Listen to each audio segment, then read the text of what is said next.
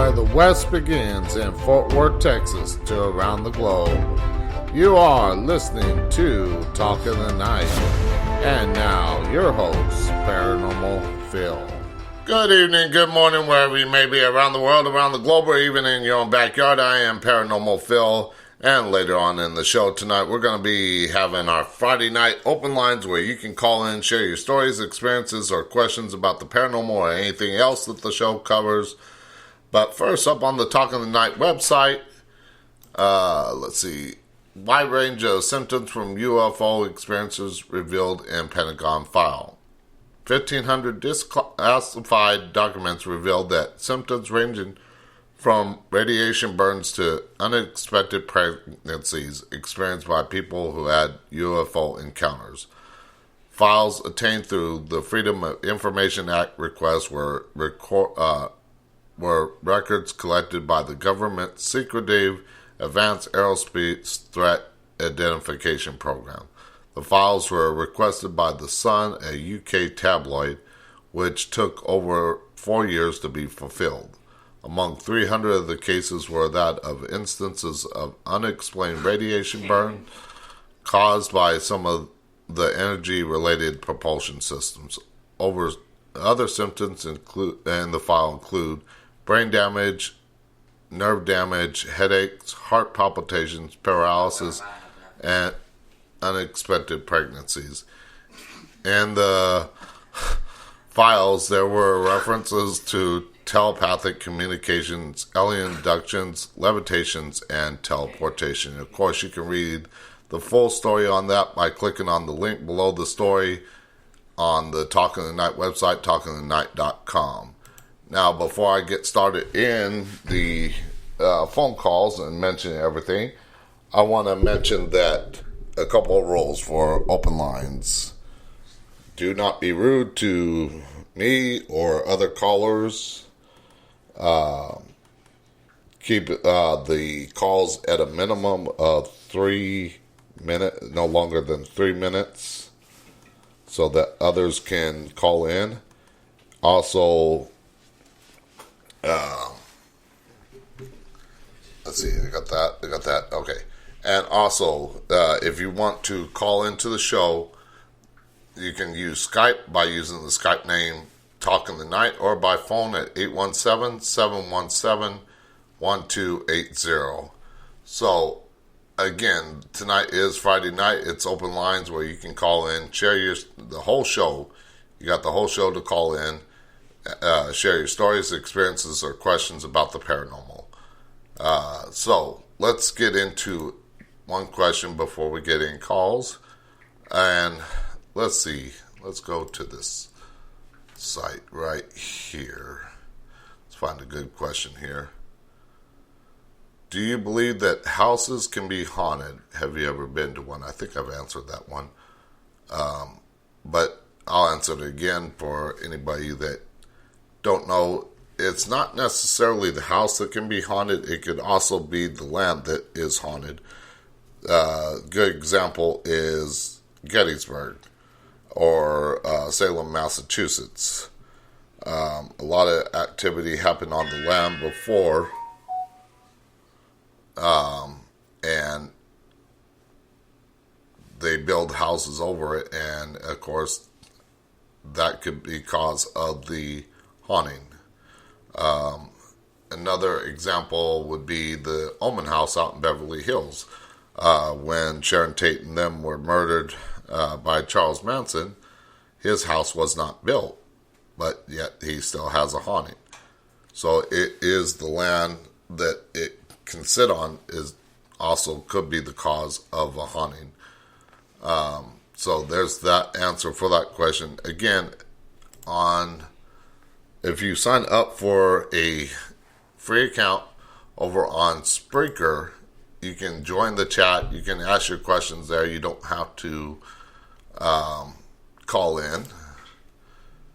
You can, I got my phone set to where I can look at things too on Facebook. But you can do that as well. I'm just sharing this real quick with different sites so that way people know I am live. and that way people can call in to the show. I want to make sure I was sharing the right one.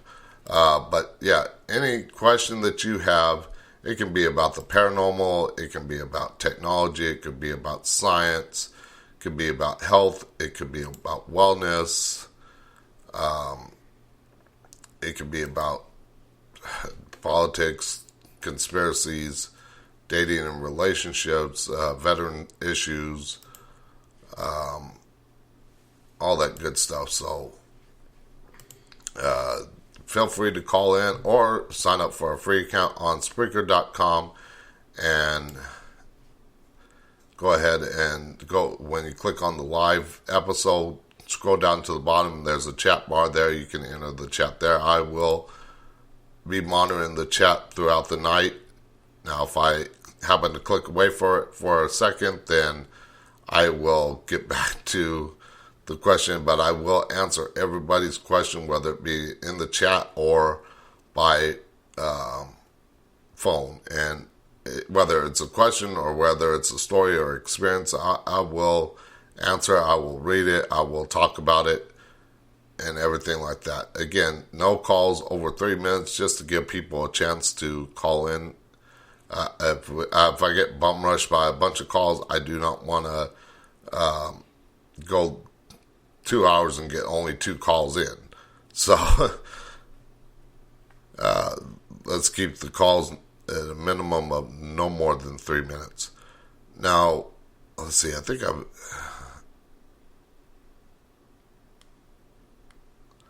let's see. Where have you? Oh no, I've answered that question before. Do you believe paranormal activity is caused by spirits? Not all the time. I mean, like I was explaining, I think on another show this week with one of my guests, a lot of times things that we notice that look paranormal could be explained away by the terrestrial explanation, whether it be, like I said, knocking on the walls. That could be the pipes in the walls. It could be animals in the wall. It could be dust. Orbs can be dust, water droplets, bugs. So there's a lot of explanations that a lot of times a lot of people call paranormal. And it just doesn't mean that it's always paranormal. So not all the time is paranormal activity spirits in that sense. Now, if you have things moving on their own, even to a certain extent, I want to say, is there any fishing line or wire there that somebody using to make it look like there's paranormal activity? So again, doesn't necessarily mean that it is spirit activity. And let's see, I think just got one more place to share it real quick, and then we'll get back to more questions here. And again, once again, the phone lines are open. If you use Skype the name Talk in the Night, or by phone at 817-825, no, not 825, 817-717-1280. I don't want anybody to call my personal phone. Why? Because that's not for the show. I got special lines for the show. So let's get into another question. Now, this one is kind of controversial on hauntings, and some people say, or the question is, are cemeteries haunted? Now, my friend David Ullman would say no.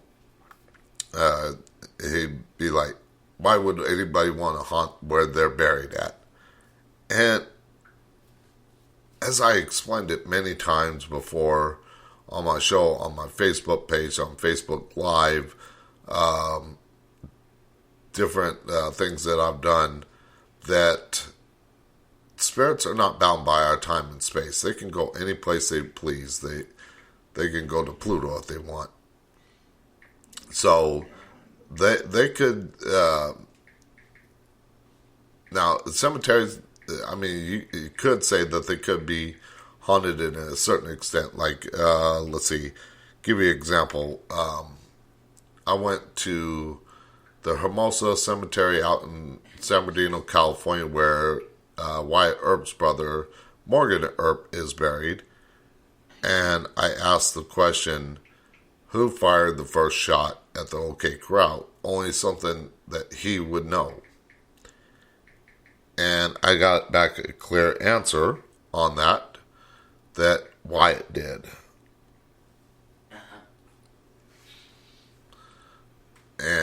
But again, to each their own belief system on whether cemeteries are haunted or not. I tend to believe that the spirits can visit there, but to say they're haunted, I really don't know, unless it's the land.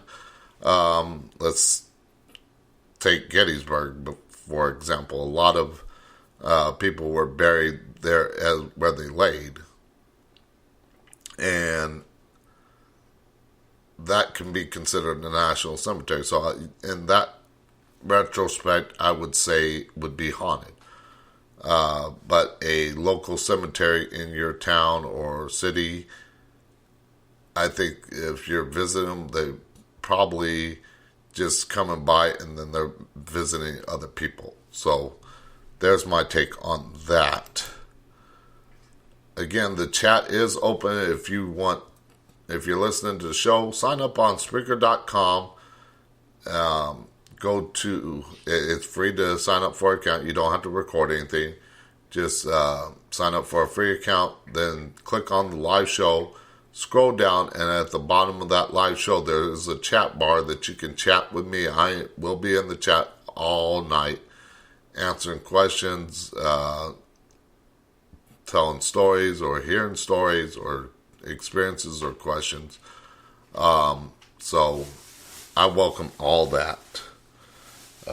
One more real quick that I want to do and I forgot to do it is, why did it take me away from my show website? There we go. For some reason, Facebook on my phone decided to say, fuck you, you can't, yeah, it's my show, I can say whatever I want. But it decided to say, F you, you can't look at your Talk on the Night Facebook page. Also there, if you want to leave a comment under I Am Live Now with Friday Night Open Lines, I will be paying attention to that as well. So that way, I can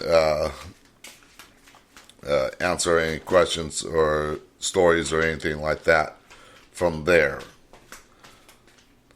So let's get into another question here. Let's see.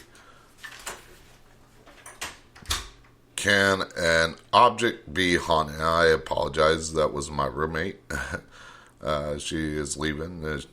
She tends to not be the quietest person in the world. And she's got to learn when I'm on the air, it's quiet time except for me. Or the listeners, or the guest. Now, here's a good question. And there are many different answers to this question. Oh, excuse me. And that is, are ghosts dangerous? And I believe there are several different types of hauntings. There is residual hauntings. And those are the ones that are, take a VHS tape, you play it, you rewind it, play it again. That's what's happening in a residual haunting. For a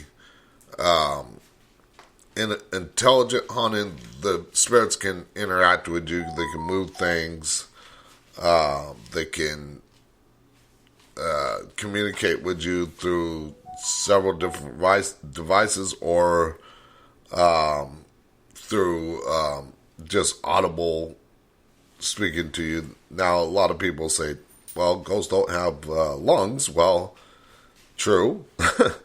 But they're using the electromagnetic, and this is just my opinion on it. I could be wrong. If you got a different opinion, I would love to hear that too.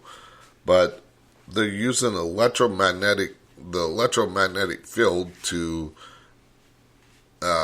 use devices that you have, like phones or spirit boxes or the Radio Shack hack or digital recorders or whatever, a camera.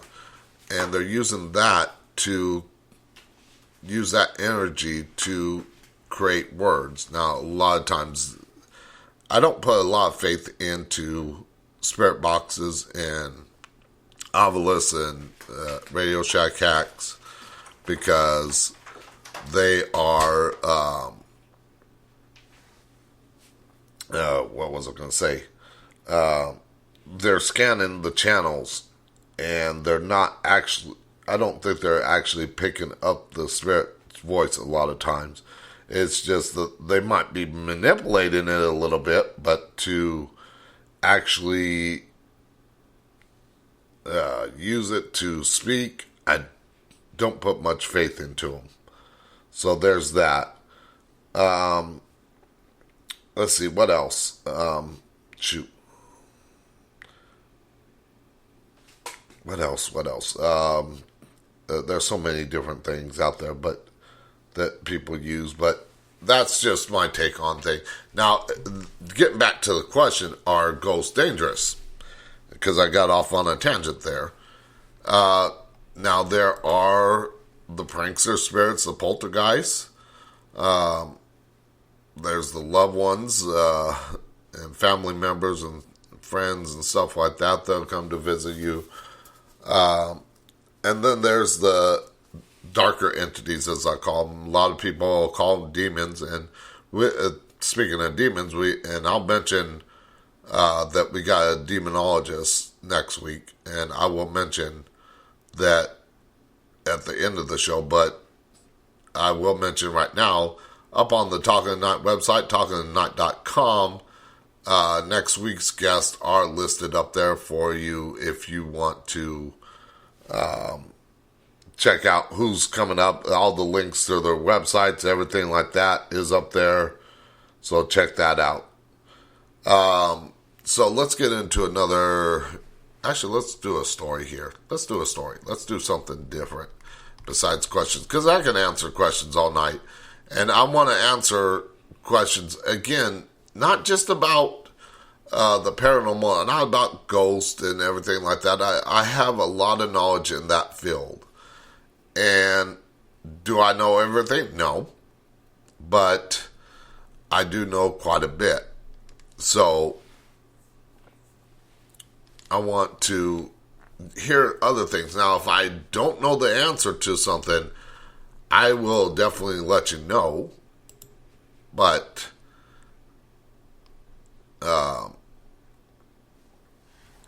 I will let you know. But I will do my best to answer the question. Now, here's a story. This is up on liveabout.com. I don't got links on the website for any of these. I'm just pulling these up, and we'll let you know what website they're coming from, so they get full credit for the story. Or if you share it, I will mention your name. I won't mention last names because I want to keep your privacy and everything like that. But this is Dad's doppelganger. And now a lot of people have speculated on doppelgangers, have wondered how, if they're like a alien life for being, or if they're something else. And I mean, it could be just somebody that looks almost exactly like you. I mean, everybody seems to have at least one doppelganger. Somebody that looks exactly like them. People have mentioned about celebrities. Let's take one, for example, Nicolas Cage, or how about also, and I'm sure you've probably seen this, where John Travolta or Nicolas Cage have looked like somebody in the past and calling it a doppelganger. But when most people talk about doppelgangers, it means present day a lot of times. When they see somebody from the past that looks like them, they tend to say, oh, well, he's a vampire. But nothing can be further from the truth. Again, it could be just like a doppelganger that looked like you back then, or a family member that looked like you. That's my take on that. But let's read this story, Dad's Doppelganger, again on liveabout.com. And it says, about 10 years ago, I was 8. I was visiting my dad at his house, and I want to make sure I'm not running over into my commercial break. My stepmother was in the kitchen, and I was in the family room. We both saw my father wearing a red flannel shirt and blue jeans walk around the corner from the living room and start walking up the stairs. I followed him and called his name as he went up the stairs. He turned back and looked at me, got to the top of the stairs, and went around the corner. I called his name again. Then from the living room, my dad popped his head up over the couch and asked me what I wanted. He had been asleep on the couch the entire time. Both my stepmother and I clearly saw him wearing the clothes he had on the whole day, and all go from the living room up the stairs. It was the strangest thing I've ever seen. Both my stepmother and I still remember it and talk about it to this day. Also, it was in broad day, so it wasn't some uncanny illusion of the night. Now, on that story, I would mention that would most likely not be a doppelganger, in the sense that it could have been him doing astral traveling or having an out-of-body experience, or maybe he had a near-death experience, and what they saw was his spirit walking up the stairs instead of him, because they did mention he was asleep. So again, I tend to not so much a near-death experience, but more of an out-of-body experience or out-of-body experience or astral projection. And a lot of people sometimes don't know they're doing this. It's something that some people do unconsciously. So that's my take on that. I don't think that was a doppelganger. Now, if you see somebody that looks like you walking down the street, then yeah, then that could be something else. Or if you're walking, say, like they were walking down the street with their dad and they saw somebody that was in the same clothes as him that looked exactly like him walking down the street, then that could rule out out-of-body experience. Most likely would rule out out-of-body experience or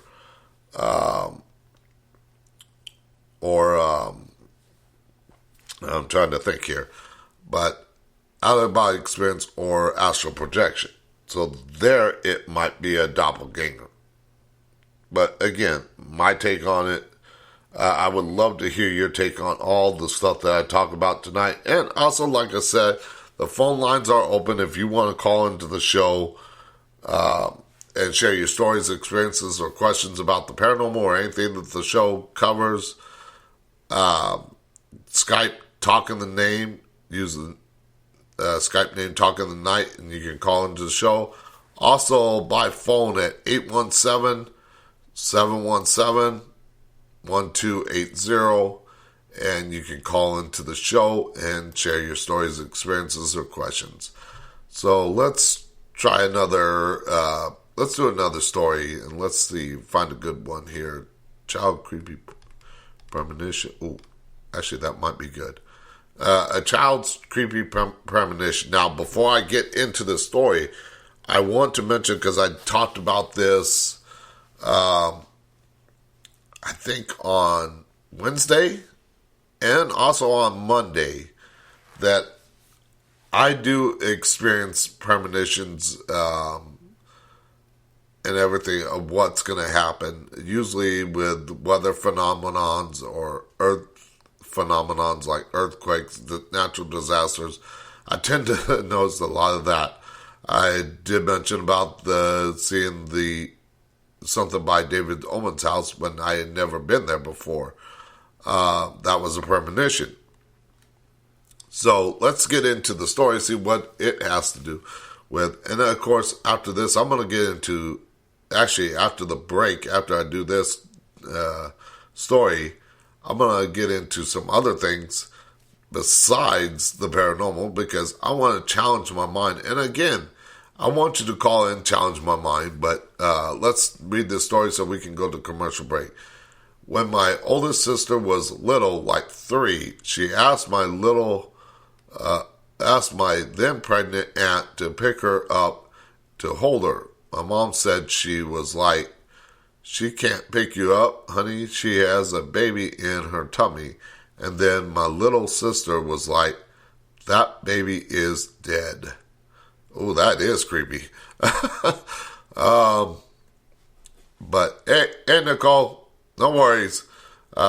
Again, if you want to call into the show, share your stories, experiences, questions, but I want to finish this story. For anybody that tunes in late, you can call. The numbers will be mentioned after the break.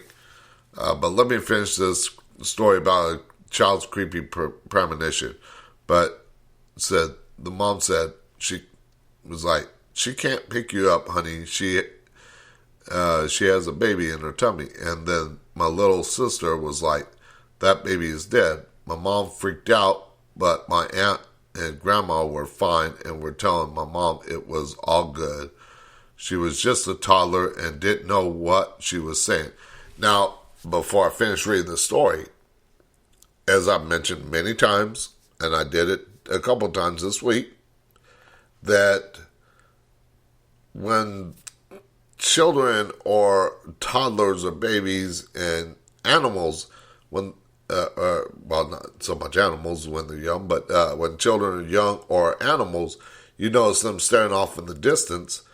That usually means that there is a spirit there, but a lot of times we get told that, oh, they don't know what they're saying, it's just their imagination, it's not real, stuff like that.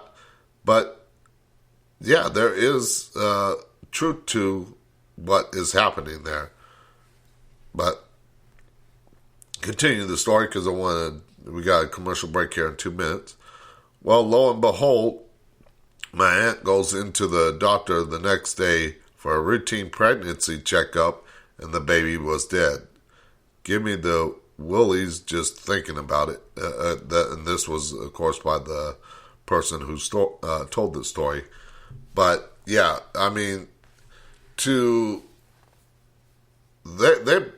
child probably saw the spirit walking around the house,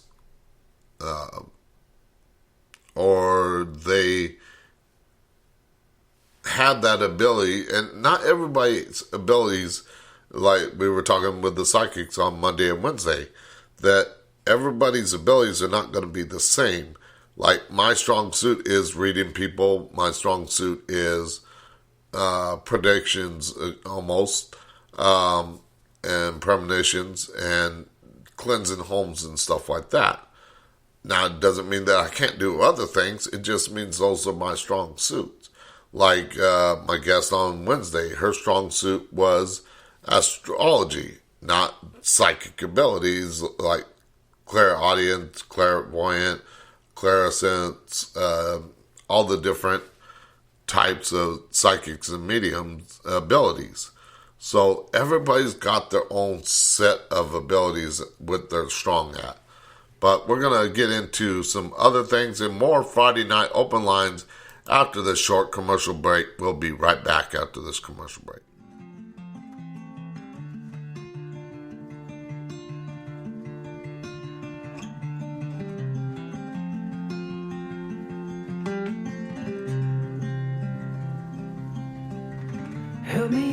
my long lost friend.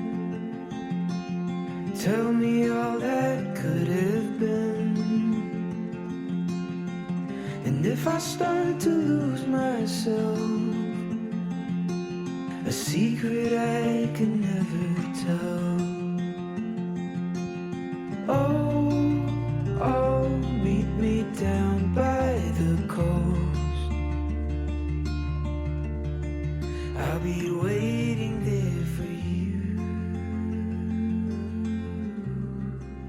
until the ocean tides rise and swallow.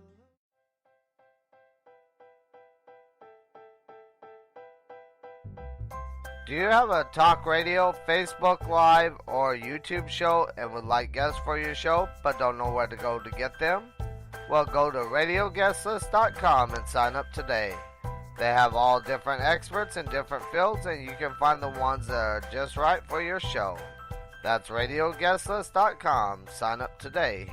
It's free. To advertise on Talk in the Night, send an email to talkinthe.night@outlook.com. Talk in the Night has plans to fit your budget. Get your product or business heard around the world by the Talk in the Night listening audience. Plans include 30-second spots and banner ads on the show's website and mentioned on the social media sites.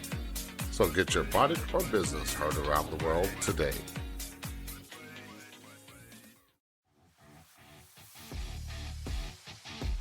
Shop the Talk in the Night merch store today and pick up one of the many products with 9 different designs to choose from. The store has men's and women's apparel, drinkware, houseware, and accessories. Pick up a t-shirt, coffee mug, or anything else on there and support the show today. Go to talkinthe.night.com to find a link to the merch store.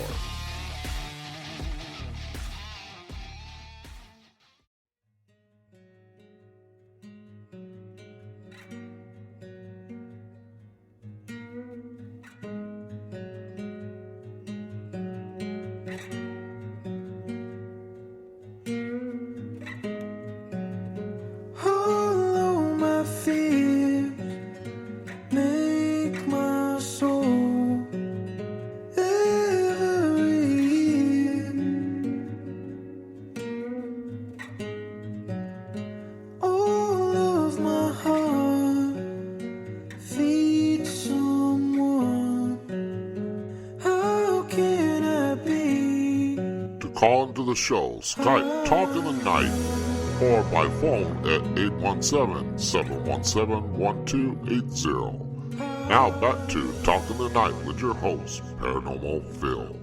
Okay, and we are back with my Friday night open lines. I almost said with my guest, but I forgot it's Friday night.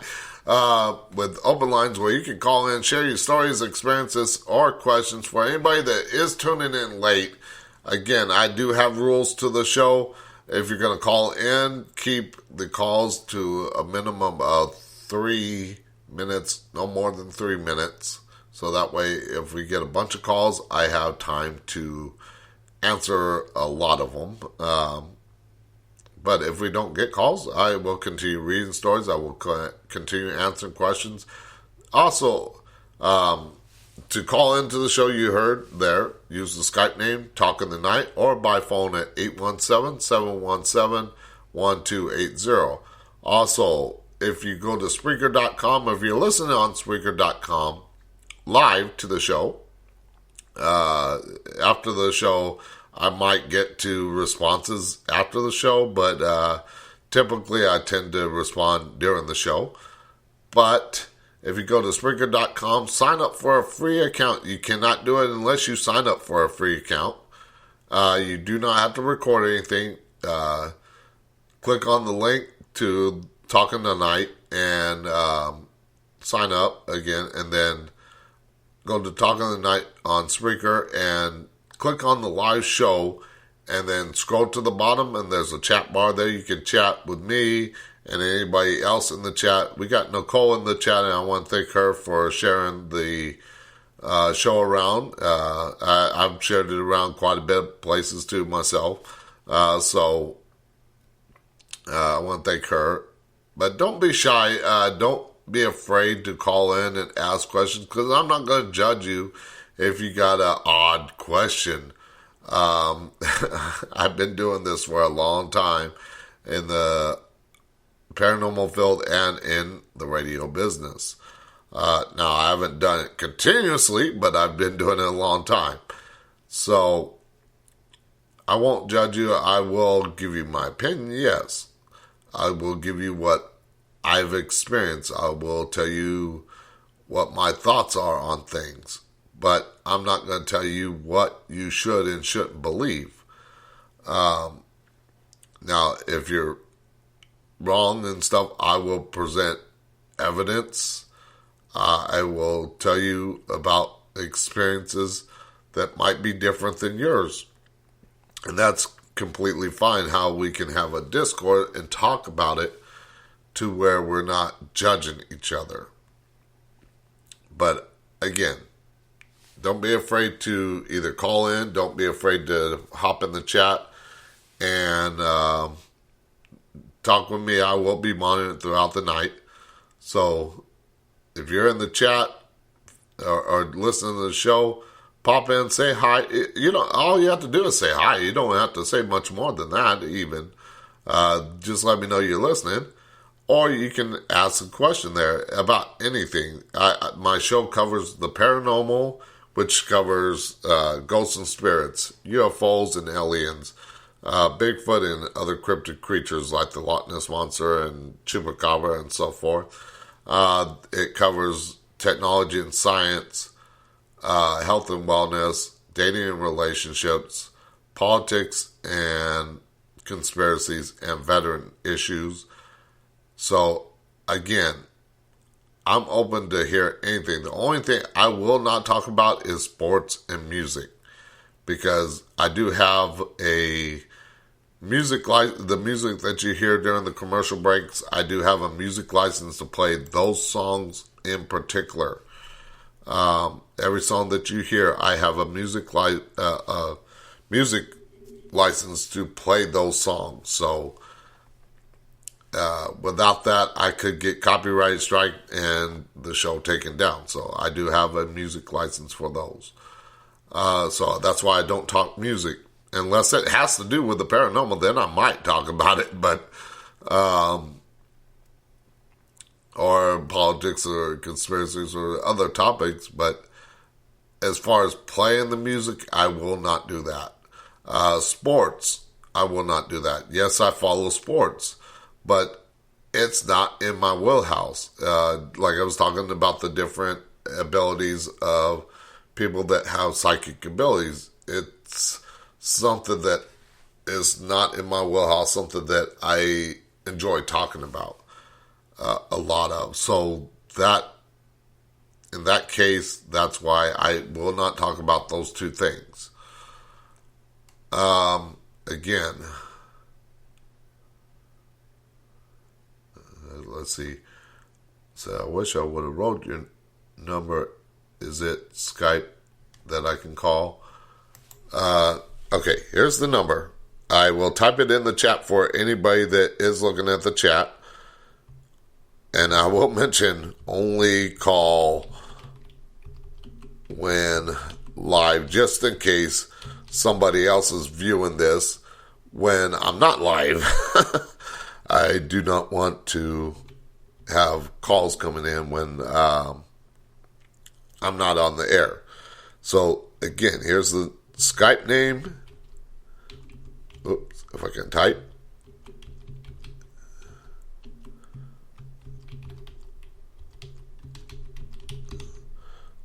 Or by phone. Sorry. I hate to.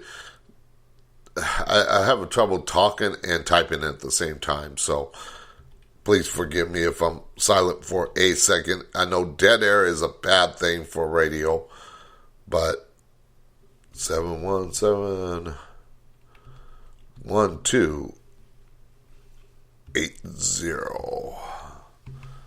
Okay, so if you're in the Skype chat, the number is right there, or the Skype name that you can use to Skype in your calls. Again, anything that you want to talk about, if I don't know the answer, I will let you know I don't know the answer, but I will do my best to try and answer the question. All right. So I want to let's get into a question here real quick. A quick question while we're waiting on any calls. And if we get a call, I will go back to that question after the call. But let's see. I already answered that, so I want to delete that question off of my list here. What are ways that paranormal activity... I think I've answered all of these questions here. So, actually, I'm going to delete all those, and let's go to another place and answer another question. All right, so let's see. We talked about are ghosts dangerous? Let's see. Can a modern building be haunted? Yes. A modern building can be haunted. Usually, a lot of times when a place is haunted, it is because something tragic happened there, or because of the land that it sits on. Like I was mentioned, like Gettysburg, like Salem, Massachusetts, especially a lot of places on the East Coast where during the Revolutionary War, a lot of buildings were not there, and the land that people died on were buried there, and then they probably got dug up, moved to a cemetery, but the land is probably still haunted. So yes, modern buildings can be haunted as well. So that is the answer for that question. Now,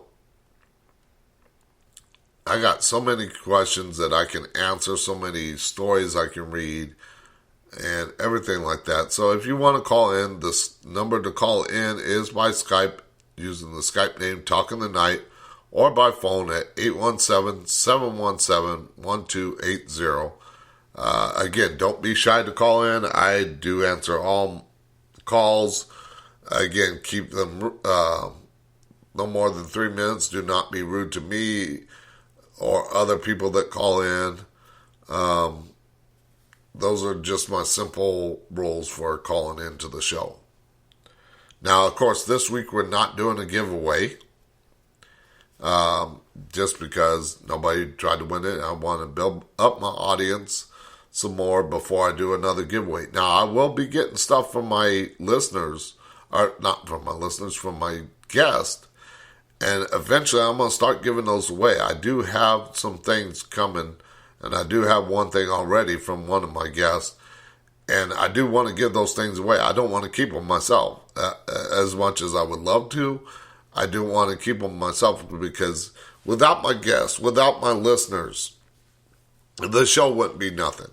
So also, I want to mention real quick, be sure to, if you're listening to this live, if you're listening to this live or even a recording, be sure to share the links around to where you can hear the show, wherever you're hearing it, or share around the show's website, talkingthenight.com.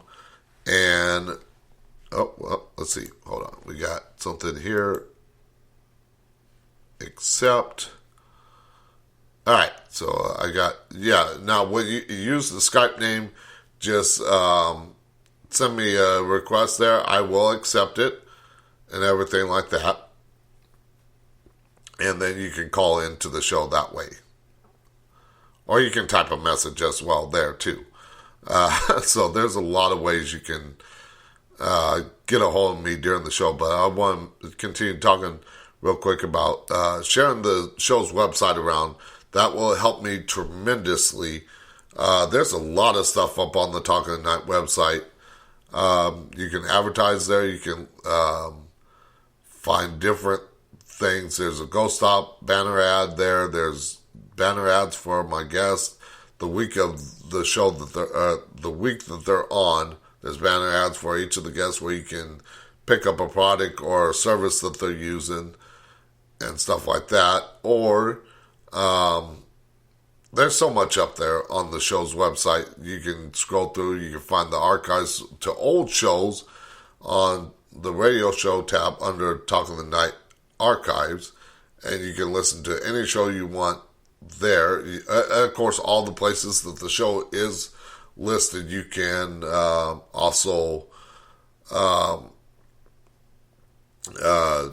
listen to all the shows that are recorded on Apple Podcasts, Google Podcasts, Spotify, iHeartRadio, TuneIn, Amazon Music, Facebook Podcasts, YouTube. So there's all the links at the bottom of the homepage on talkingthenight.com. Oh, it says a missed call, but I didn't even hear the call come in. That's weird. So if you're calling, try calling again. I am active, so that way I know I will get the call. So I don't know why it was saying missed call. That's weird. But try calling again. If you're calling, try once again. Again, you can either call in using the Skype name Talking the Night, or by phone, or you can use the phone and call in by using. I guess I didn't want to let you call in. Go ahead and try again, Nicole. But again, I don't know why it's being weird. But you can also use the phone using the phone number 817-717-1280. So again, try to call again. It should work. And I will answer phone calls again. This is what Friday night is for you, the listeners, to call in, share your stories, experiences, or questions about the paranormal or anything else. All right, so here we go. Maybe I didn't see it. That was probably it. I'm looking around at so many different things. That's probably why it didn't work. So why is it not answering? I hit the answer. Well, let's try this. Why is it not answering? I don't know. This is weird. Normally when somebody calls, it is... I don't know. This is weird. This is really weird. I'm trying to answer the call.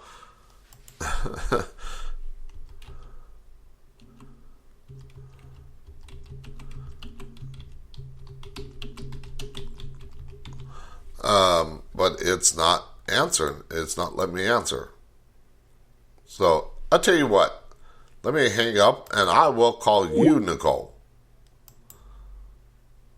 Let's try this.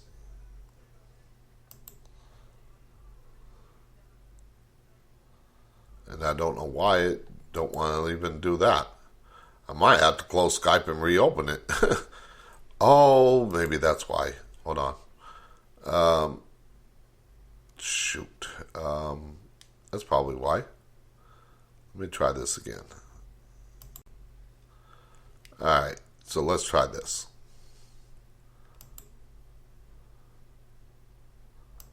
No, it's a Skype problem. I don't know why Skype is not working, so it might not be feasible to call in from Skype. No wonder probably people are not calling in because they can't get through on Skype. Let me do something here real quick and fix the settings on Skype. And let's see, audio and video. Let's see. Check. All right. Let's see. Hello. Well. No, I did a test call, test audio. Yeah, everything's working. I don't know why it's not working. I have no idea. So let's leave off as far now. The number is connected through Skype, and I know it works because I called it earlier when I did my sound checks that I do every night before the show. I call my Skype from my personal cell phone, and I know it works. So I don't know why actual Skype calls are not working. Might have to figure that out during the weekend. But again, you can also type in the question or story experience there too, as well as in the Spreaker chat. But again, the number to call in is 817-717-1280. Let's use that for the night. And add me to Skype if you want to, and I will accept that. But as far as it ringing through, I don't know why it's not ringing through. Or let me call. Actually, no, tell you what. Let me call Skype real quick and reopen it. And then let's see if that works. Nope. Yeah, for some reason Skype is not working.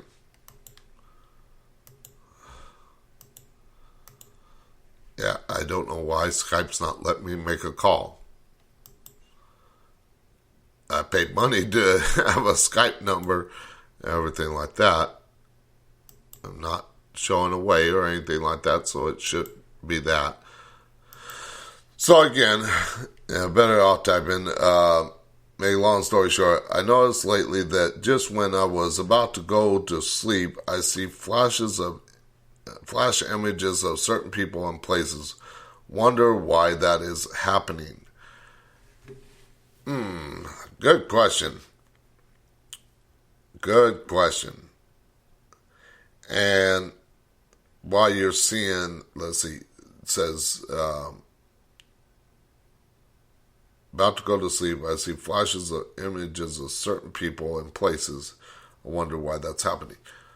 As I was talking about the child's premonition and like my abilities and everything like that, that is probably one of my strongest suits. Now, again, I said everybody has that ability, all the abilities.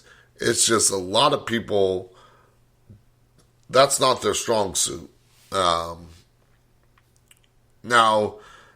if you listen to my guest on Wednesday, Carol Starr, she said there is a big event coming up on the 12th. That's 4 days away. And I mean, it could have something to do with the conjunction of the astrological signs and everything like that. I mean, if you go back and listen to the show and listen to your sign, that will probably give you some answers into what it could be. Now, is that a form of remote viewing? No. The remote viewing is not, not so much as seeing certain people, but certain places, yes, it could be, but certain people, no. Let's see. It says, for example, I'm seeing famous celebrities like Sharon Tate and a chapel. I don't know how to mention her name, but I did see her very quickly, then she vanished. Now, again, I don't see that as remote viewing in a sense. She could be giving you a message. And as I spoke about with the two psychic guests that I had on this week, that a lot of times spirits are not going to talk to us like I'm talking to you and you would be talking to me. A lot of times they give us images, and it's up to us to kind of interpret what those images mean. To give you an example, because we got about 6 minutes before the commercial break, it says, yeah, maybe she remembered me when I was at the Omen house. Could be. Or, again, and this is not, don't construe this as the answer, because I'm not opening myself to do this readings tonight. I'm not doing it. but to say that it could be like, since she's somehow connected to the Omen house, that maybe the chapel has something to do with David Omen. Now, I don't see him get married anytime soon, but it could have something to do with him. And she is letting you know through images that something is coming up with him in his life. Again, I don't know if that's the case or not. I'm just giving an example because, again, I'm not opening myself. I'm not opening my third eye to do readings. That's not what I am doing the show for. I could do a whole show on that myself. But no, this is Friday Night Open Lines, where you can share your stories, experiences, or ask a question about the paranormal. So, I mean, this is just my take on it. But again, I'm not going to open myself. Now, not to say that the spirits, my guiding spirit is not giving me little helpful hints here and there, but so that I can answer these questions if I don't know the answer. But yeah, it's just that, I mean, that's what I would say. It's some kind of image.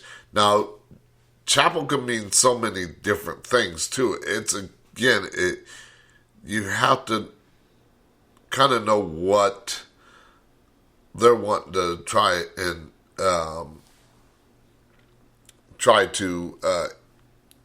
tell you. I mean, like one time at the Omen House, I was speaking with a person after the seance, and I was not the psychic that was doing the seance. It was another psychic, Lilia. But I got an image for some people that I was talking to. They wanted to know if their family was coming through. And I was not getting a message in the sense I was getting the image, and I was getting an image of a red cross. Now, I thought, is this person passed on? Or are they in serious health issue, or somebody's serious health issues? And it turns out that the person used to work for an ambulance company. So that's where the Red Cross meet. Now, it had meaning. It just did not mean what I thought. So I interpreted it a little bit wrong. But I did get that image right. And I did be able to tell them about that. And they knew exactly when they heard the Red Cross symbol and everything like that, that they knew that who it was. But again, sometimes I just get symbols, and it's up to me to interpret them, as well as other psychics that do that. Now, let's see, Nicole says, yeah, I can't place the chapel, and Sharon Tate looked very young in this image. Now, in her 20s or 30s. Now, let's see, I'm trying to think of how to answer this. Could it be that David is probably planning to go visit the chapel where she got married at? Could be. Again, it's all up to interpretation on the symbols when they do give symbols and everything like that. So it's up to people to discern what those symbols are. So hopefully that was a helpful explanation on it. Again, I'm not opening my third eye to where I can answer those questions more precisely, if you will. But that's just my take on it.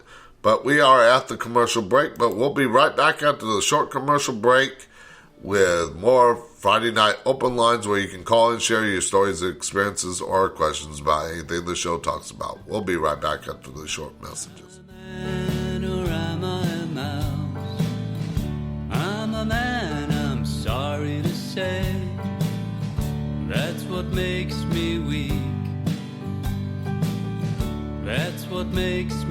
doubt what I speak, it makes me doubt who I am. Am I a man?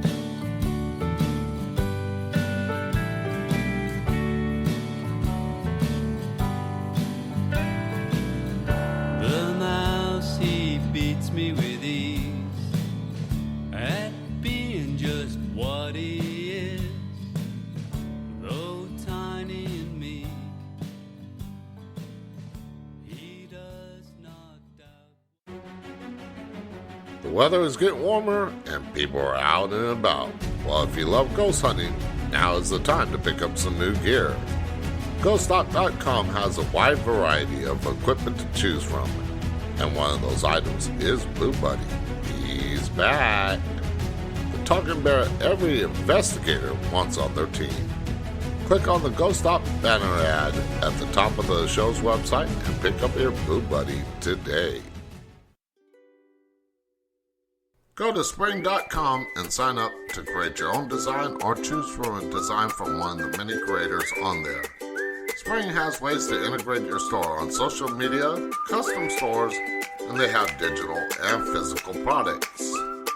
While you're there, check out the Talk in the Night merch store. To get started with Spring today, click on the banner ad on the Talk in the Night website.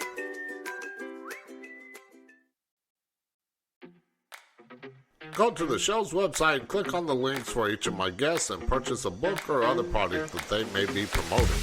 Without them, there would be no Talk in the Night. Whether you're interested in the paranormal, conspiracy, technology, health, relationships, or any other topic the show covers, my guests have something for you. Check it out today on talkingthenight.com.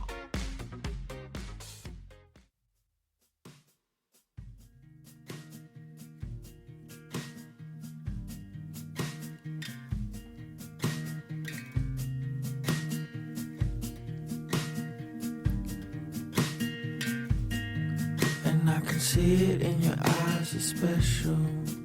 In this temple that you built, can I nestle? I got some problems, I can list them in several. But be gentle as my vessel is stressful, darling. And my mental got the doctor's schedule. On the script I watch it slowly pencil. Just a gift that keeps my level mellow. But I'm a rebel, so I To call into the show, Skype Talk in the Night, or by phone at 817-717-1280. Now back to Talk in the Night with your host, Paranormal Phil. Okay, and we are back with Friday Night Open Lines. Now, for some reason, again, for anybody that's just tuning in, Skype is having problems connecting. I have to figure out some issues with it and figure out why it's not working. Let's see. I'm connected to Skype, yeah. Let's see. Yep. But I will check all that out after the show. But for tonight, we'll just use the phone number to call in, 817-717-1280. If you have any questions, stories, experiences about the paranormal or anything else that the show talks about, or if you go to Spreaker.com, sign up for an account, search Talk in the Night, and go to the show. When you click on the live show, and you scroll down after you sign in and everything like that, there is a chat bar at the bottom. Type your message in there. I will answer any questions in the chat as well. I will be paying attention throughout the night. Now, if I happen to be on a story where I need to close the Spreaker broadcasting app and everything like that, I will get to the message. But don't worry, I will answer all the questions in tonight's show. And I want to mention before we get back into Friday Night Open Lines, again, the rules. Do not be rude to me or anybody else that calls in or asks a question in the chat, or even on Facebook.com/talkingthenight. If you want to go to the live thing there and type a question in, I will answer the question there as well. Also, if you want to go to any of the other social media sites for Talking Tonight, I'm on Facebook, Twitter, Discord, let's see, Facebook, Twitter, Discord, Instagram, YouTube, and LinkedIn. Now, LinkedIn is not so much a place that I use for the show so much. It's more of networking and business networking. So I will not probably respond to anything there. But anything else, Instagram, and Twitter, Discord, Facebook, even YouTube, I will answer questions there while I'm live. Now, if it's not live, I will. You can still type it in there if you're listening to the show recorded, but it will not get answered again until the following Friday. So please have that in mind when you ask a question if I'm not live.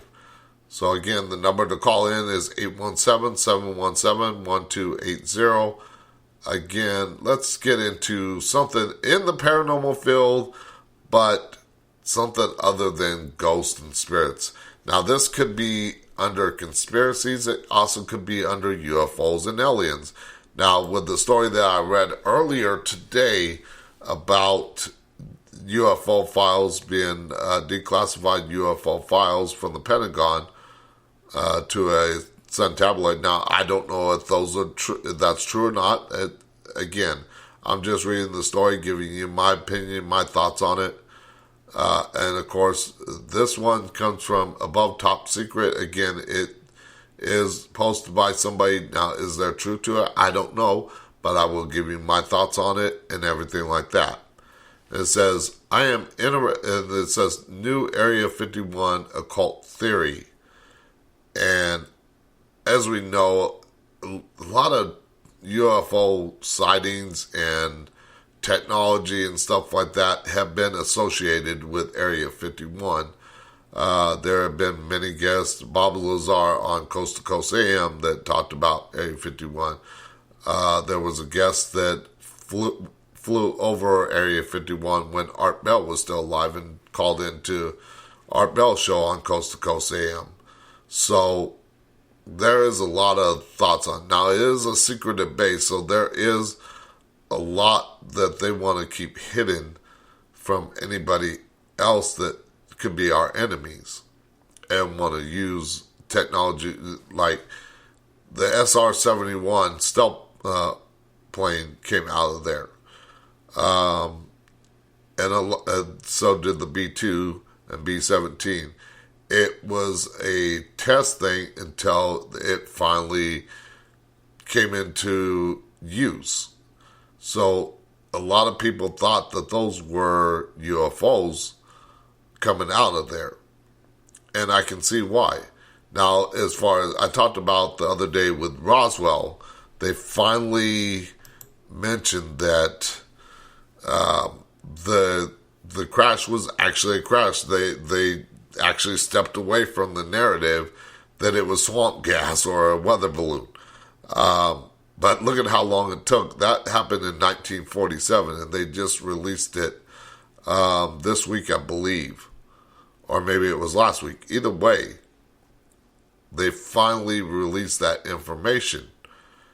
And it takes a while for them to release some information. And I kind of understand that they don't want to cause a panic, like Orson Welles. Sorry, I couldn't think of his name for a second there, but Orson Welles did for the War of the World broadcast.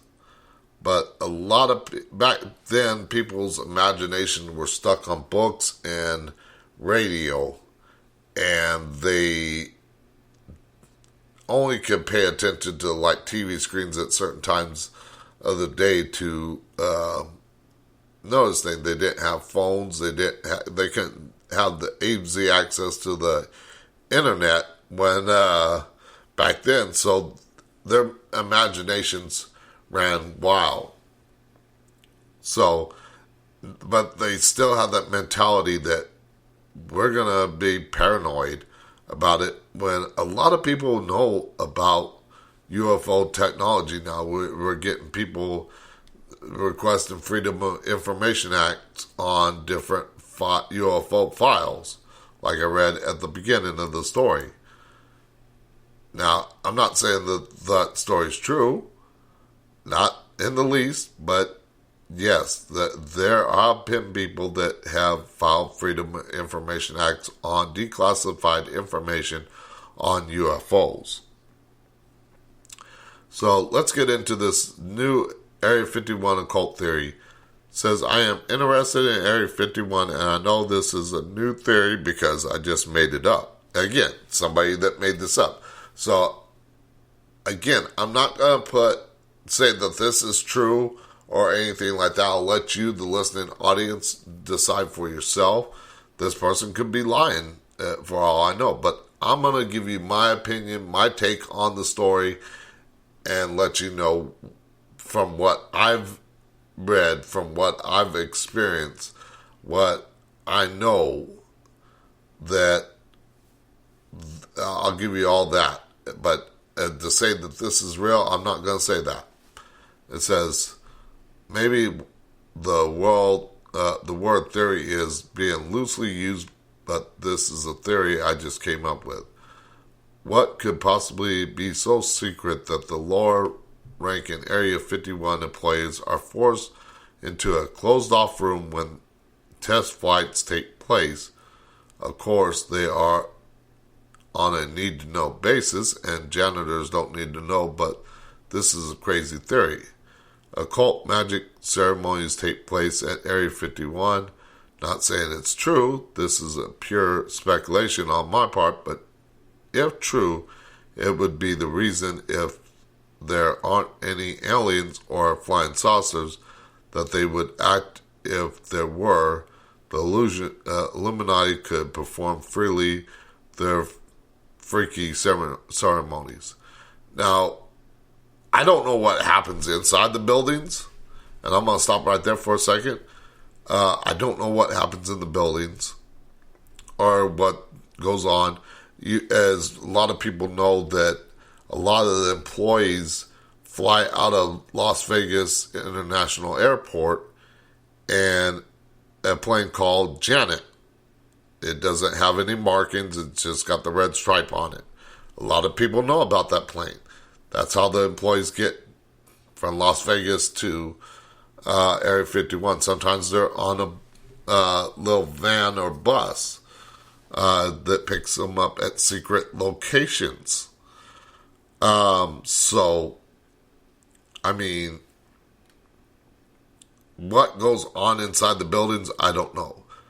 But if it happened out in the open, a lot of people have visited as close as they can get to the site. And there are ranges around Area 51 that you can go that are public land and not covered by the base, where you can overlook the base. It's still a good distance away. Now, if you have a good telephoto lens, you can get a good picture of the base, but not once have I seen anybody doing anything outside the base. And I know a lot of people go up to that mountain range that surrounds the base, and I think it's called Superstition Mountain or something like that. I don't know.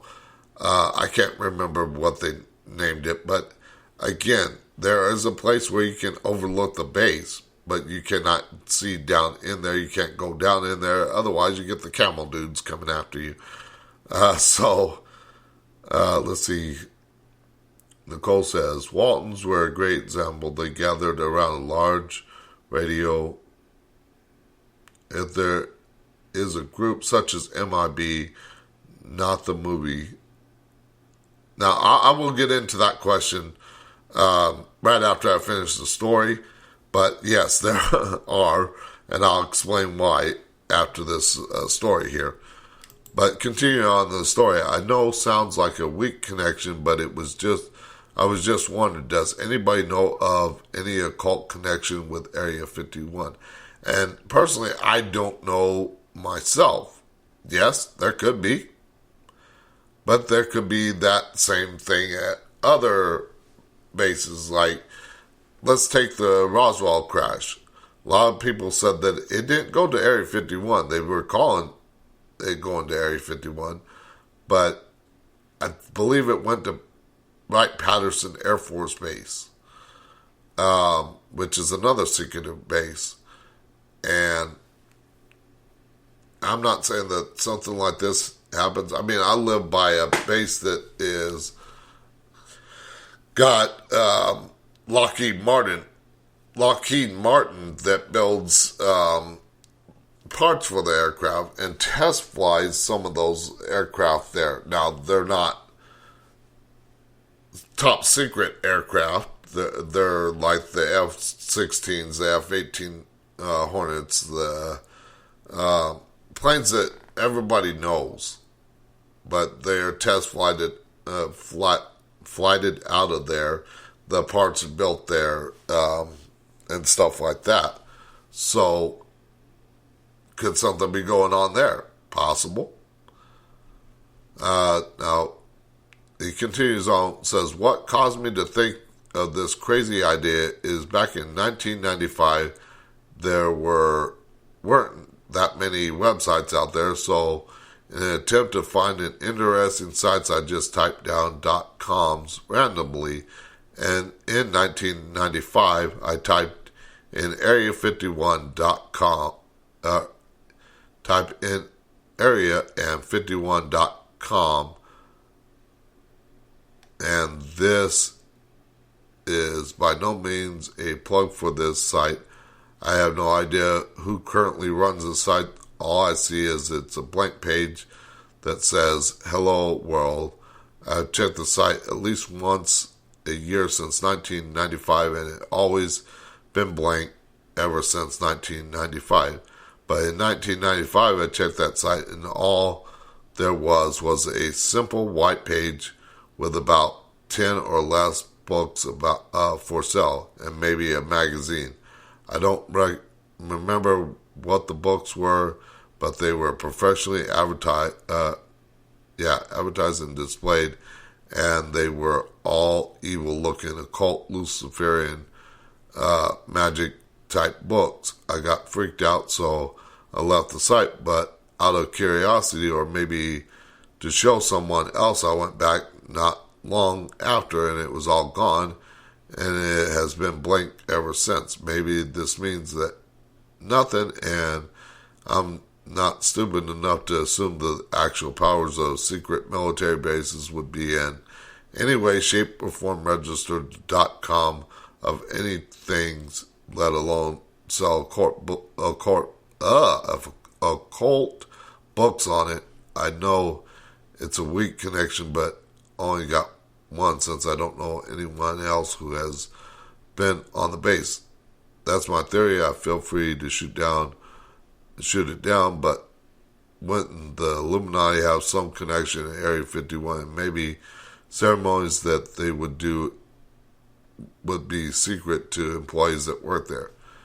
Again, I cannot confirm whether yes or no that anything like that has gone on. Now, as far as area and 51.com, let's do a Google search here real quick.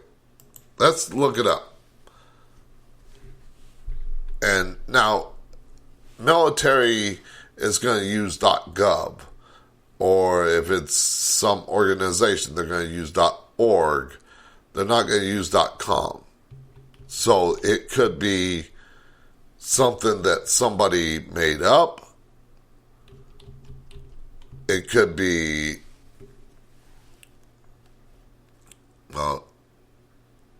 see, it comes up with different sites now on Google.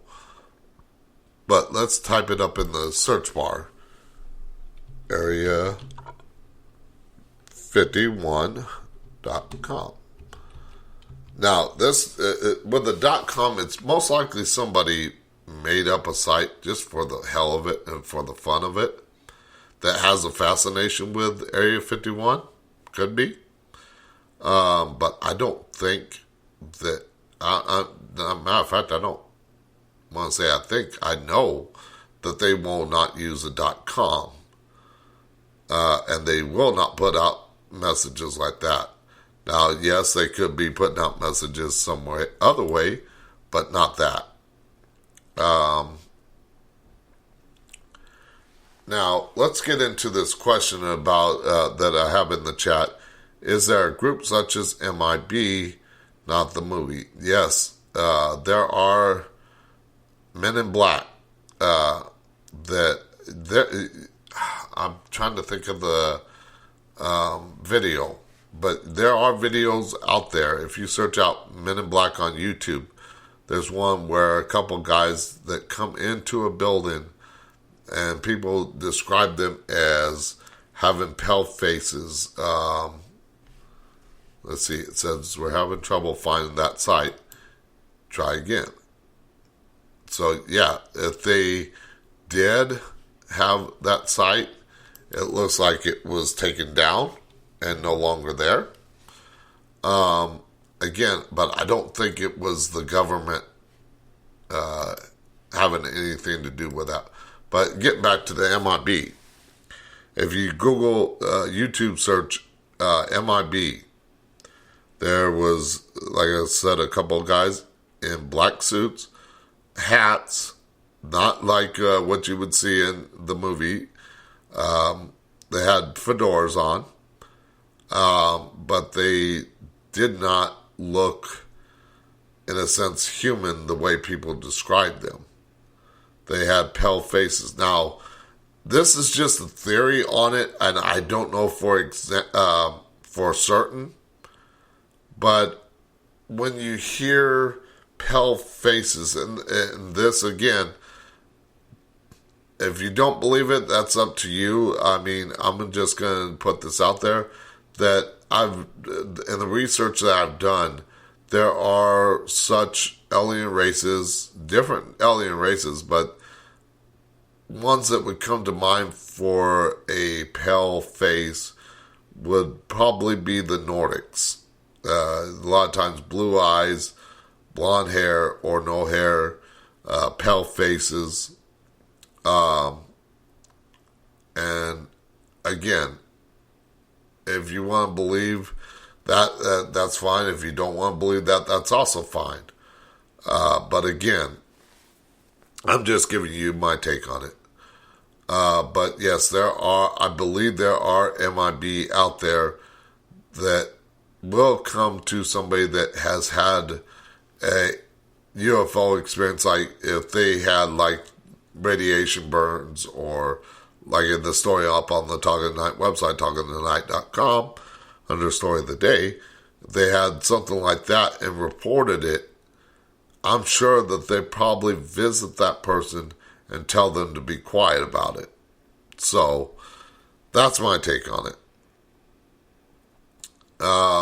So let's go back here, and let's go into another site, and that story was from Above Top Secret, or that forum post was from AboveTopSecret.com.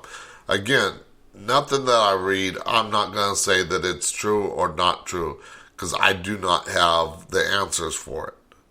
But I will give you my thoughts on it. I will give you my opinions on it. Unless I know something for fact, I will not say it's fact. So, let's see. Let's go to Ask Me Help Desk under mythology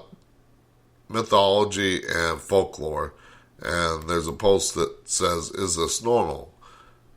And it says, I have been living in my house for 7 years now, and for all the time I've been living here, I have always experienced, they can even spell experience right, but strange things such as I lived in a detached house, and at night my landing and bathroom floorboards creak and thump sometimes.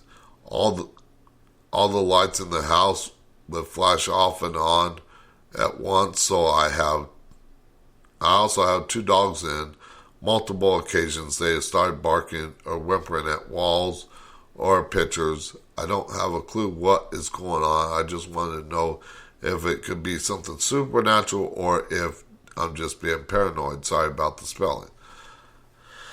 Okay, here is my answer to that. As far as the floor creaking, it could be, and again, I'm looking at the terrestrial explanation first before saying anything is paranormal. And as far as floorboards creaking, it could be the house settling. And you tend to hear creaks in the wall, the floorboards, and stuff like that. And it could be that. Now, it could very well be paranormal. Now, if the dogs are barking or whimpering at nothing, then there is a chance that there is a spirit there. Flashing light, the lights in the house flashing on and off at once could be an electrical problem, or it could be with the spirits messing with the lights.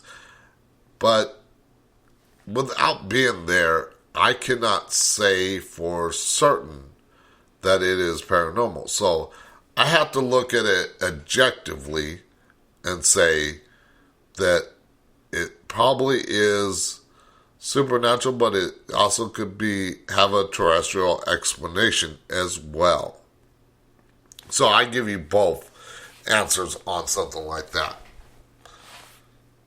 But now, I would say in the wall. On the floorboard, I doubt making the floorboards creak.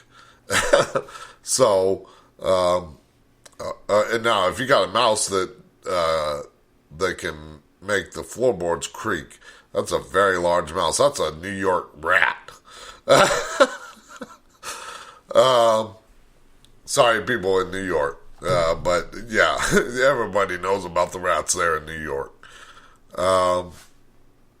So there's the answer to that question. Let's go to another site, answer another question. Let's see. Let's go right here and see. Is there any favorite crazy-ass conspiracy theory that you love hearing about? And this site is 20questionstuesday.com, and it's on a blog post, Questions Tuesday, 341 Paranormal.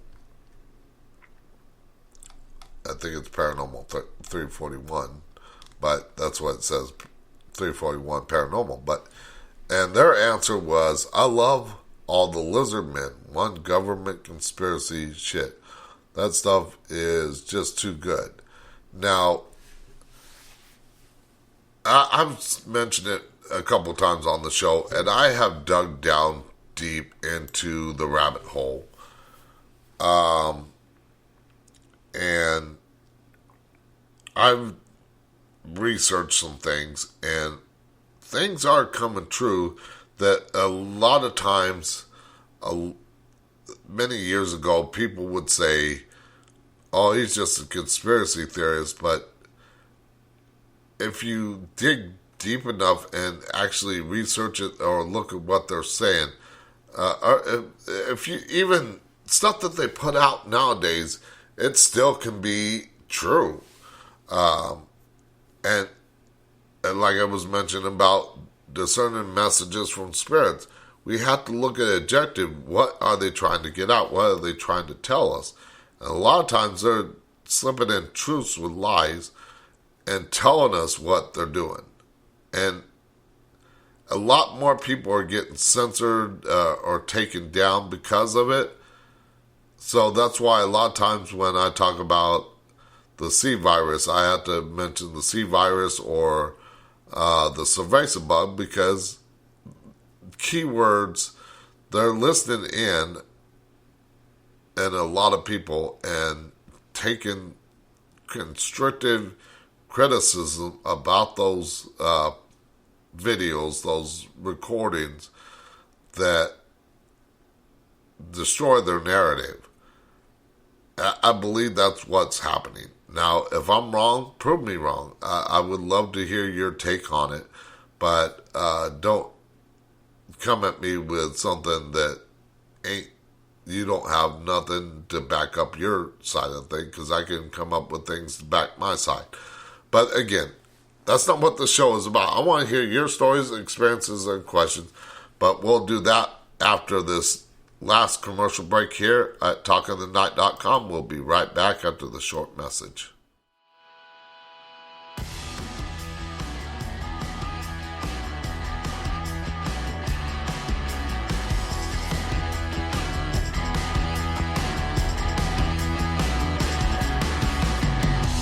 Hey now, baby, I'm a moving with your vibration.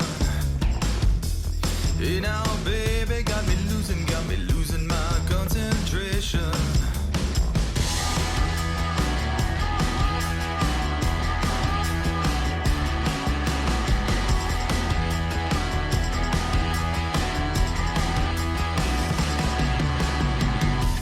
Hey now, baby, don't you tease me with your temptation. Hey now, baby, won't you leave me with my frustration.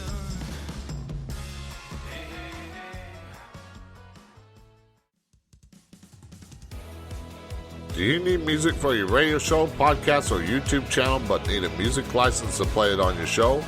Well, go to artlist.io and check out the plans they have.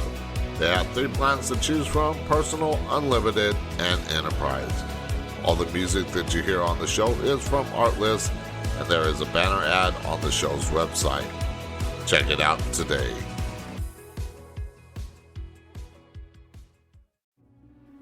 Do you love the strange, unusual, and weird unexplained mysteries? Do you like reading about the paranormal and other happenings? Well, I have the website for you, unexplainedmysteries.com.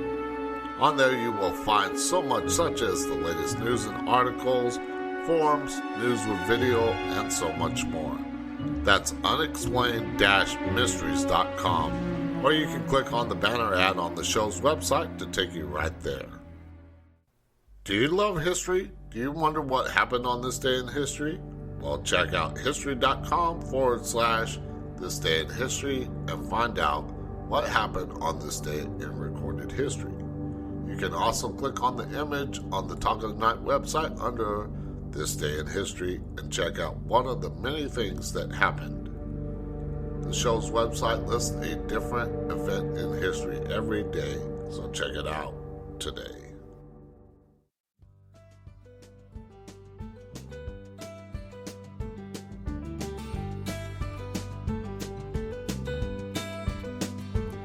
I got burning feet from hard asphalt. A voice within me tells me don't go home.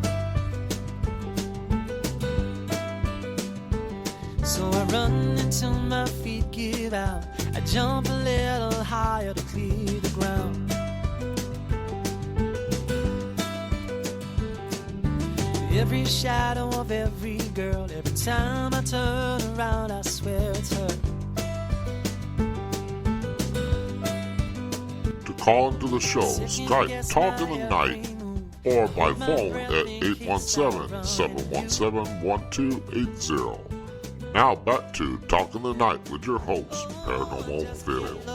Okay, and we are back with Friday Night Open Lines, where you can call in, share your stories, experiences, or questions about the paranormal or anything else the show talks about, which is technology, science, health, wellness, dating, relationship, politics, conspiracies, or veteran issues.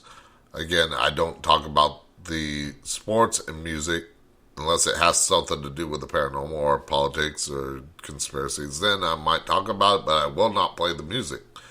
Like, I'll give you an example of one music thing and one artist that dials into kind of the political conspiracy type thing.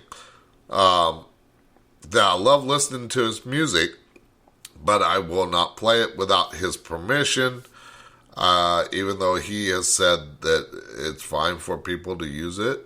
I will not do it without his permission, because reason being is because I want to respect him, and at the same time I will want him to come on the show, and then maybe when he comes on the show we'll play it after asking him or getting him scheduled for the show if I can. But he's a busy man, so it's kind of hard to get a hold of him. But I will try to get him on the show to talk about some of that stuff. But that artist is Tom McDonald. Now, if you haven't heard his music, then I would recommend going listening to it, because he opens the conversation. Everything that he sings about, not everything he sings about, I agree with. And that's fine not to agree with somebody. But when you want to cancel that person because their views do not line up with yours, then there's a problem. And a lot of people don't agree with his views. And again, like I said, that's perfectly fine not to agree, but do not try to censor somebody because you don't agree with their points of view. Whether it be about political conspiracies or whether it's about talking about the paranormal or something else. Be open to listen to what they have to say. Now, real quick, this is the last half hour of the show. We got about 43 minutes left of the show. Or not 43, 23 minutes left in the show. Not 43. 23 minutes left in the show. So if you want to call into the show, there's a couple ways you can do it. We're not going to use Skype tonight because for some reason Skype is not working. I had to figure out why that's not working. I might have to actually sign up for a second Skype account on my phone and figure out and call the show in a test thing to figure out why it's not working.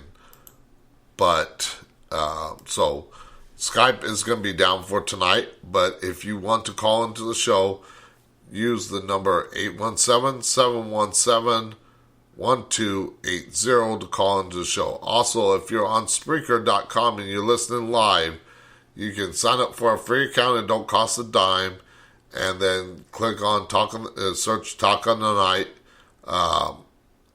hit the live show, and scroll down, and there's a chat bar there. You can type in the chat with me, not just tonight, but any night that I'm on the air, which is Monday through Friday, 9 p.m. to 11 p.m. Central Time.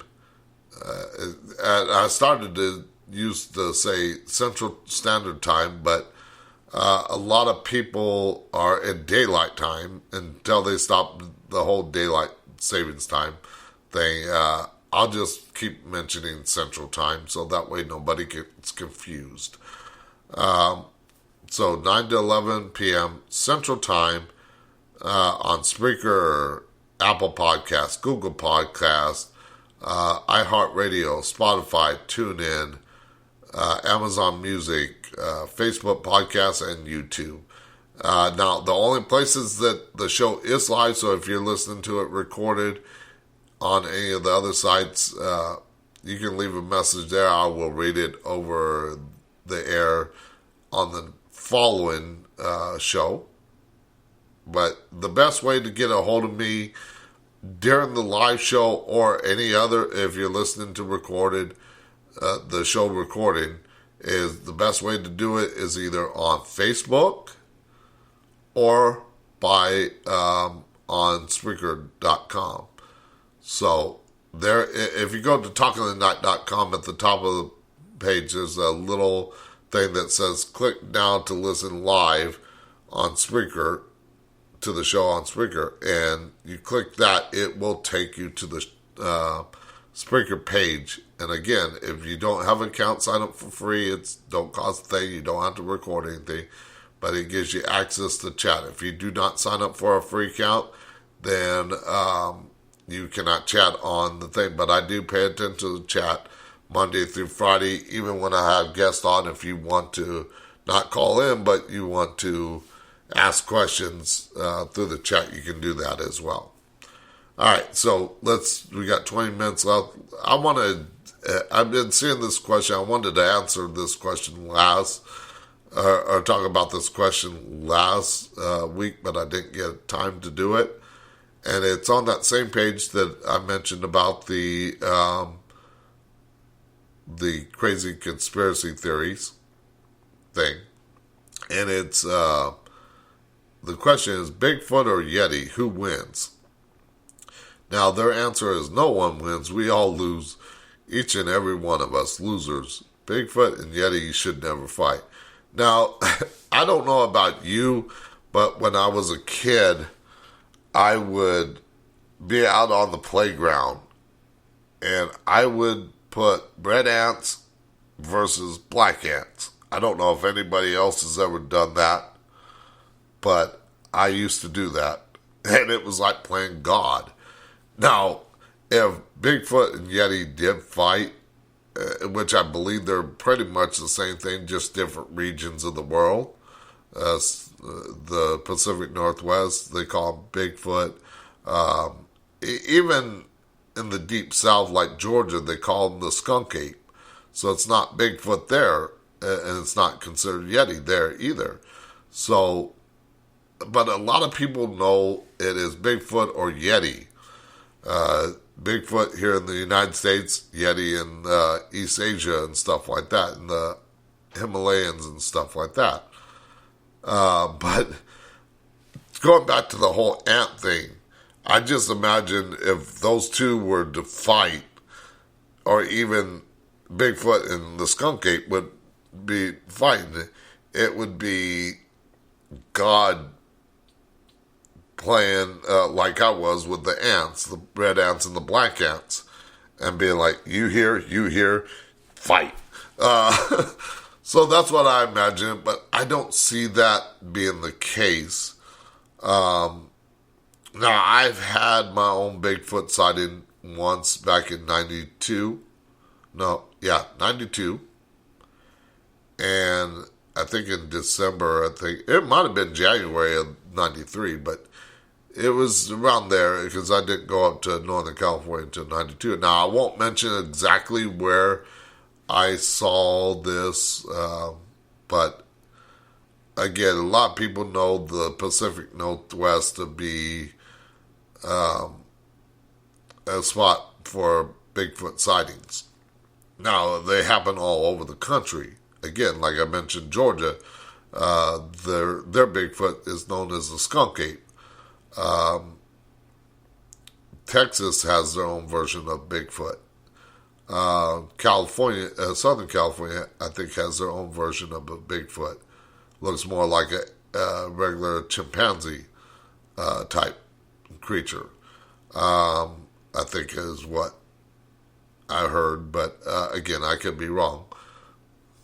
But to talk about this, I mean, it's just, I mean, I don't see them fighting each other. Now, we have thrown out the possible theory that these creatures like Bigfoot, Wolfman, Dogman, Loch Ness Monster, aliens, extraterrestrials, they're all interdimensional beings, and that they go through some kind of portal, and that's why they're able to disappear so quickly, or something like that. Now, could that be a possibility? Yes. I've never seen it happen, so I don't know. I can't say for a fact that that's the case, but it is an interesting theory out there. And again, that's just my thoughts on it. But I'm not going to say whether it's true or not. Alright, so let's get into one more story, one more question, and I think it's about time to start wrapping things up after that. So again, if you got any calls, we still got 15 minutes left in the show.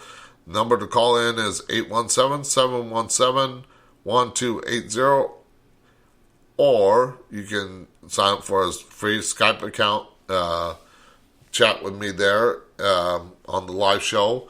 If you're listening to the recording, leave me a message, probably best on Spreaker or Facebook, under facebook.com/talkingthenight. And I will get back to you. If it's a question or a story, I will read it the following Friday night during open lines. I won't do it during the week. So I will answer the question, but I will also read it over the air, if that makes sense. So that's what I want to talk about there real quick. Now, let's get into something different besides the paranormal, because yes, I've talked about paranormal and conspiracies, but let's talk about something else that the show covers, and that is technology. And this comes from englishpost.org, and it says science and technology questions. It says, and the question 7 and 8, both of them I want to answer because they kind of go together. And it says, what are the advantage? Number 7 says, what are the advantages of technology? And number 8 says, what are the disadvantages of technology? Now, we have been growing in technology, and I mean, without technology, I would have to go to a radio station and have it broadcast over AM or FM, and to a limited number of audience members. Now, with the internet radio, I can reach people around the world. The show is heard in Turkey, Austria, the Netherlands, the UK, Canada, the United States, and it's only going to grow to where it's going to be heard in Australia, France, Germany, Spain, parts of Africa, Mexico, South America. It will eventually get there. And that's where I need your help to share the show. If you love hearing the show, love hearing about the guests, share it around, talk to your friends, tell them that this is a great show. He will do his best to answer any question, or he has great guests on. That's where I need your help. But let's get into these questions real quick. What are the advantages of technology and disadvantages? So the advantages, reaching more people. I mean, making jobs easier. And I'm just going to simplify it with a couple of things for each. I'm not going to get too much into it. Sorry, I had the hiccups. But the disadvantages is we're disconnected from reality. We're being disconnected from connecting with other people on a personal one-on-one basis rather than, nowadays we can pick up a phone and type a text message. We can call somebody. And a lot of times you've probably seen it. A lot of people do this. They're on their phone. In Southern California, it's so bad of a thing that they had to pass a law to where you can't text and drive. But people are not focusing on what they should be, and they can, if they're driving, they can run into somebody or another car or something like that. Or if they're walking, run into a wall, run into a light post. I've seen it happen. But the disadvantages are people are not paying attention because they're so focused on the technology that we have in our phones nowadays. And that's just one example of technology that we have advantages and disadvantages. There are so many other things that I just don't have enough time to get all into it, but I wanted to give you an example on that. So that's my take on technology. Robots, there are robots out there that make life easier, like the Roomba, and drones and stuff like that. But at the same time, there can be bad aspects, disadvantages to that technology. Just like the movie I, Robot. Could that be the case where the robots will eventually, and machines take over? Think Terminator. Could that happen? Yes, it could. Whether it will happen, I don't know. But again, that's just my take on it. So let's read one more story, and then we'll mention about next week, what we got coming up on the show, and then we're out for the weekend. Now, real quick before I read another story and everything like that, I want to mention that probably tomorrow I'm going to be live streaming on the Talking the Night Facebook page, Talking the Night, facebook.com/Talking the Night. Don't quote me on this, whether I'll be live or not, but be sure to follow me on the social media sites, like I said, Facebook, Twitter, Instagram, Discord, YouTube, and maybe LinkedIn. But for tomorrow, if I do live, it will be on Facebook. Also go to talkingthenight.com, check out what's up there on the show's website. There's so much up there that you can check out. Story of the day, this day in history, who's coming up next week, show archives, and of course, I got the merch store. If you click on the show store tab on the Talking the Night website, it'll take you to all the merchandise that I have with all the designs I have. Purchase a product there, t-shirts, hoodies. I know it's not hoodie weather anymore, but t-shirts, whether it be short sleeve, long sleeve, or tank top. I do have phone cases, pillows, blankets, or not blankets, towels, mugs, coffee mugs, drinkware, all kinds of things, stickers. So check out that at talkingthenight.com under the store tab.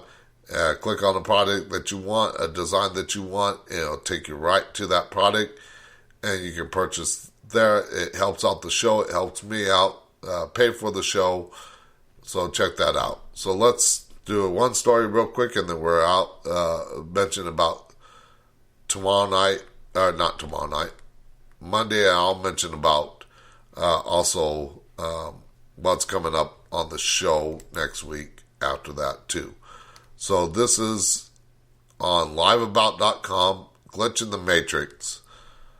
It says, when I was around 20, a few years ago, I kept having a dream about a woman with long black hair named Aurora, pronounced Aurora. They were different dreams, but for some reason her distinct face and name always ended up in them. It got to the point where I would wake up frustrated and confused, trying to Google her name or find out how I was connected to her. After a few months, she stopped showing up, and I dismissed it, thinking my brain was just being a scumbag.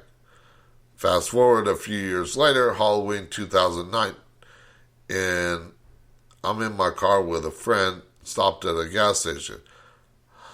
I'm about to pull out and merge into the highway when a phone call from a random number, so I stopped the car, but no one answered. There was a person behind me who grew impatient, honked at me, and then swerved in front of me instead of waiting for 2 seconds for me to move.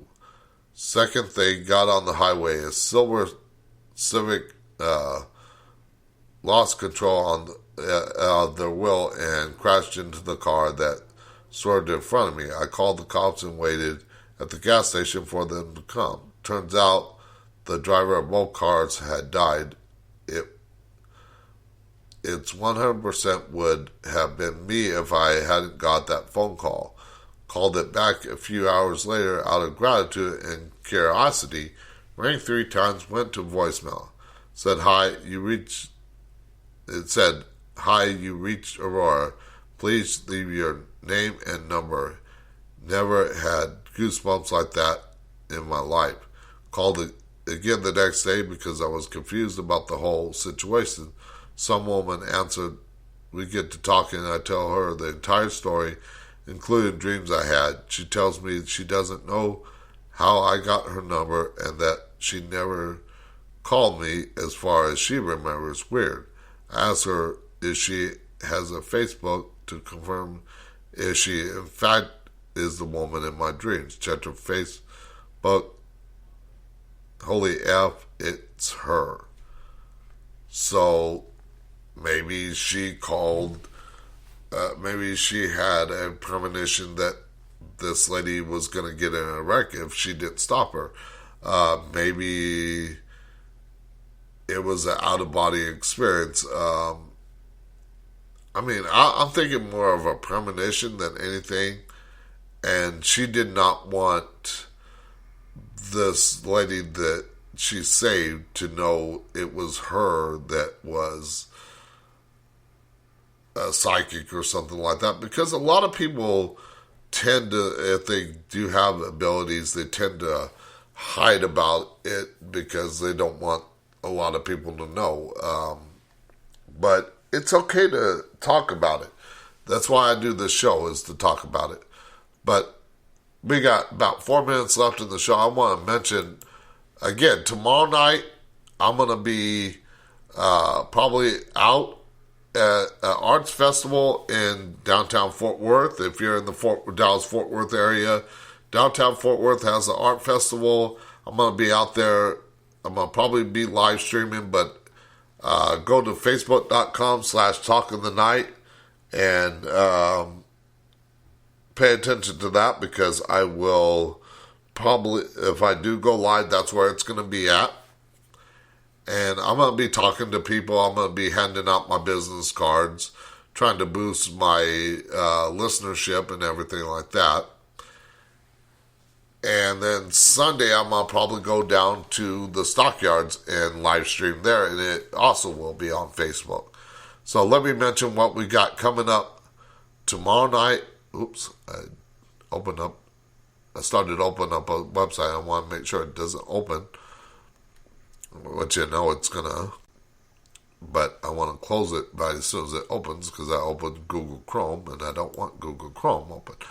But I wanted to check the chat real quick. But what we got coming up Monday night, this is what I got coming up next week. But Monday night, we're going to be talking about demonology and monsters with my guest JJ from Southern Demonology.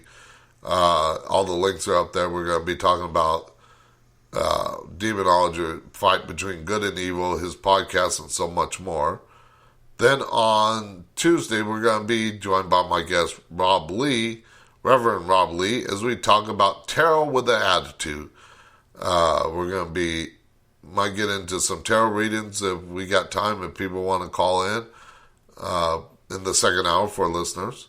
We'll talk about spiritual healing and talking about spirits, but mainly tarot and tarot with attitude. And then Wednesday, we're going to be joined by my guest June Ahern as we talk about her work as a paranormal investigator. We'll also get into coaching and readings that she does, as well as her books, and she has to educate people about parapsychology and personal occurrences and debunk superstition and myth. It's not weird, evil, or only assigned to certain people. We're going to get into that with her. And then on Friday, if you love remote viewing, we're going to be talking with Angela Thomas as we talk about remote viewing. We'll also get into work that she does with criminal case work, tracking missing people, along with teaching classes on telepathy and retrocognition. So that's what we got coming up with the guest next week. And then, of course, next Friday night, we'll be back with more Friday night open lines where you can call in, share your stories, experiences, or questions for me about any topic the show covers. So be sure to follow me on all the Talking Night social medias sites, Facebook, Twitter, Instagram, Discord, YouTube, and LinkedIn, and go to talkingthenight.com to learn so much more, and also sign up for our free account on Spreaker. So until Monday night, when I welcome my guest, JJ from Southern Demonology, I shall see you on the dark side. Good night from Talking the Night.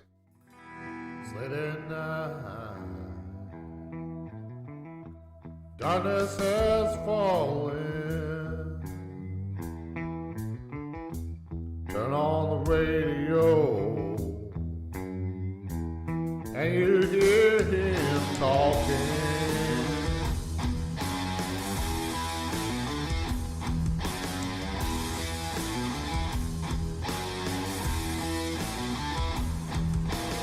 Listening to what he has to say, all about the paranormal and all of the things. When he sounds off, you can hear